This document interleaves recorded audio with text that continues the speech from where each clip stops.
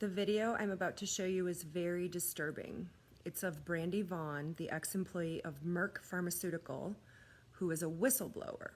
She has the organization learntherisk.org, and she was found dead yesterday. In this video, she documents the intimidation tactics that were taking place within her home and around her in order to silence her. At the end of the video, she says that she will not stop, that these mandatory vaccinations are for profit and not for public health. Keep that in mind when watching this video, that Merck is the vaccine company that makes the MMR vaccine, the measles, mumps, rubella vaccine. I've screen recorded this video because of the censorship and because so many videos are disappearing. I encourage you to do the same. Please share this video. We owe it to Brandy to keep this fight going. Hi, I'm Brandy Vaughn, and for those of you who don't know me, I have been an activist speaking out against SB 277 here in California. Wow, what happened to our rights? Yeah. How did I sit back and let this happen?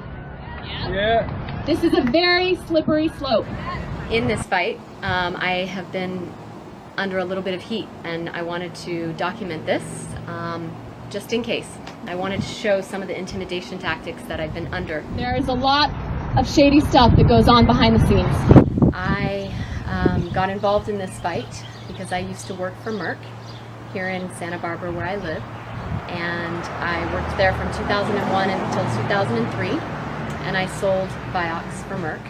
Vioxx was eventually taken off the market, and it was proven that Merck had knowledge that it increased heart attacks and stroke by 2 times, and it injured and killed a lot of people. It was eventually pulled off the market, and I lost a lot of faith in the healthcare system. I went to Europe, and then I came back with a 6-month-old son, and I was bullied at the pediatrician's office in San Francisco when I asked to see vaccine inserts and questions about them. That was a huge red flag for me because I already had mistrust of doctors and the healthcare system in general and pharma.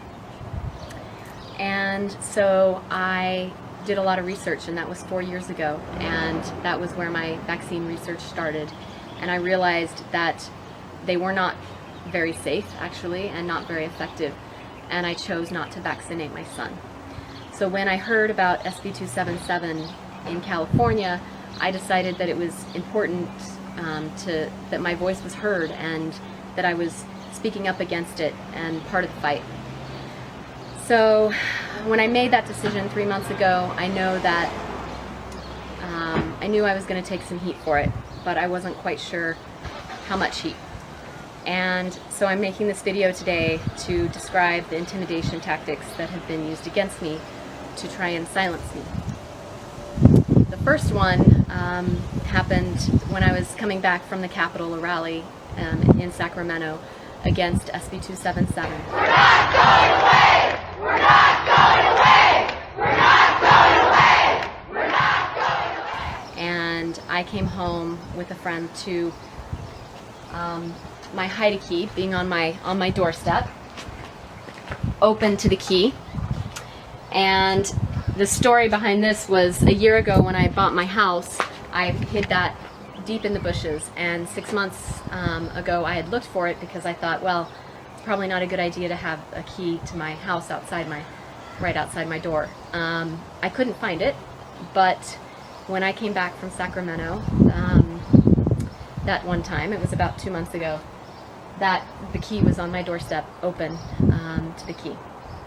That day I had my locks changed, and I called an alarm service, and I installed a $3,000 alarm system 2 days later.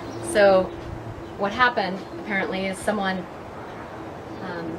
opened the door, the front door, went through the front door, picked the lock, and my alarm went off, and they immediately disarmed it with the master code, which nobody had but me. I made sure nobody else had that code, and they disarmed it at the panel with that code, panels inside.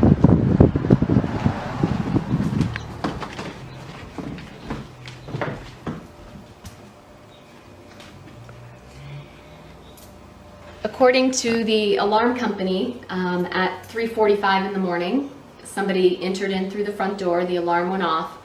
They disabled the alarm by putting in the master code right away into the panel. And then at 3:46 in the morning, my hallway monitor sensor went off. So someone went down the hall.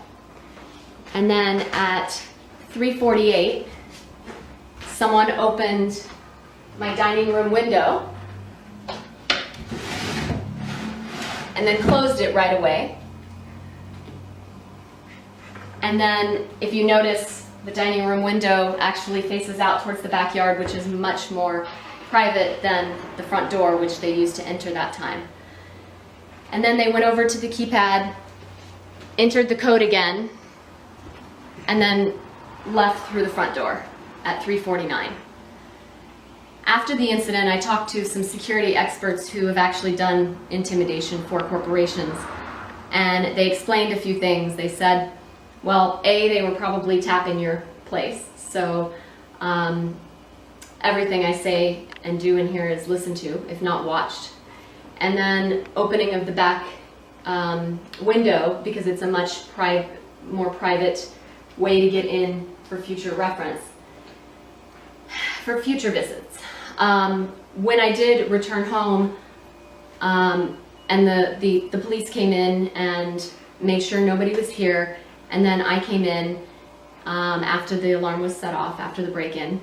And what I did notice was they had left this window unlocked, like this. And before I left for Sacramento, all of the windows and doors were locked, double locked actually. I went through twice to make sure that they were locked. So after that happened, I didn't really feel comfortable sleeping in my house again, because of course they could come in and disarm my alarm whenever they wanted. There wasn't really another way to secure the system. I changed the code, but again, who knows how they got the code in the first place. The security expert is pretty convinced that the house is tapped. My phone is being listened to, my conversation, my text messages, and then my computer, both my computers as well. The next thing that happened actually was with my computer. So one of the things that the police wanted to know was if anything was taken in the break-in. Of course, nothing was, because they weren't here to take anything. I did have a computer here in a hiding spot, and when the police were here, I did actually come and look to make sure the computer was still here, and it's here above the microwave is its hiding spot. It's not a place anyone would know to look for the computer, and it's not, you know, especially in being here in only 4 minutes. 2 days later, after that happened, after the break-in happened, I walked into my place to move some stuff out, and the computer was taken from its hiding place and put in the middle of the floor. And so I came back home to pick up some stuff. I wasn't staying here any longer.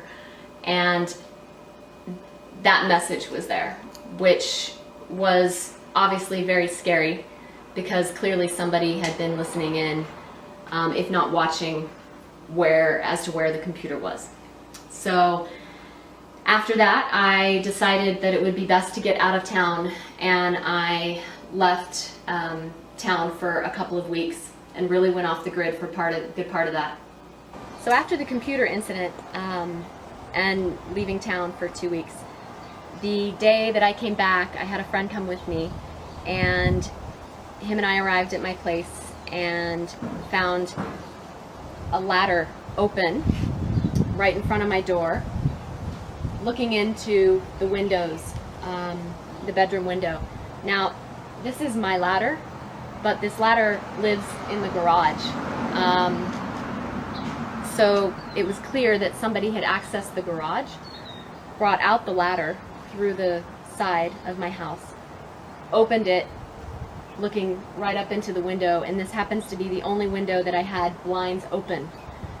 So that was quite a message. The security experts said, wow, what a better message than to say we're watching you. And this actually happened the day that I came back into town. So they clearly knew that, well, it happened the night before. They clearly knew when I was coming back. The neighbor who was feeding my dogs came over after half an hour after we found the ladder, and she asked, so what's with the ladder? And I said, I don't know. I mean, I didn't put it there. And she said, well, it wasn't there yesterday. So it means that it happened the night before I came back into town after 2 weeks. So clearly they are watching. The next incident was just 2 days later, and that's in the garage. This Buddha was on the floor. Normally the Buddha is pretty heavy. It was on here on top of the dog cage, holding the towel to cover it up at night for the dogs.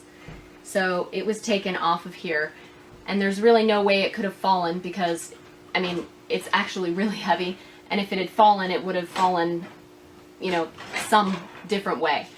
But I walked in and I found it right there on the ground. The pictures were also knocked over. So then 2 days later, I noticed it first through the kitchen window, and it's not something I have ever seen before, but there is a duck.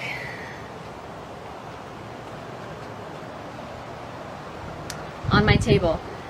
And when I talked to the security experts, I said, I don't understand the duck. And then it came to me that I had been on my phone having a lot of conversations about people asking me, you know, are you staying at your house? What are you going to do? And I used the term repeatedly, well, I'm not staying at my house. I feel like a sitting duck because they can get in at any time. And, you know, I'm a sitting duck. And so that was actually quite disturbing to come home to. Now I have a duck. I have never seen it before. It's not mine. Nobody else is having access that would bring a duck. It's a clear message that, again, they are watching me.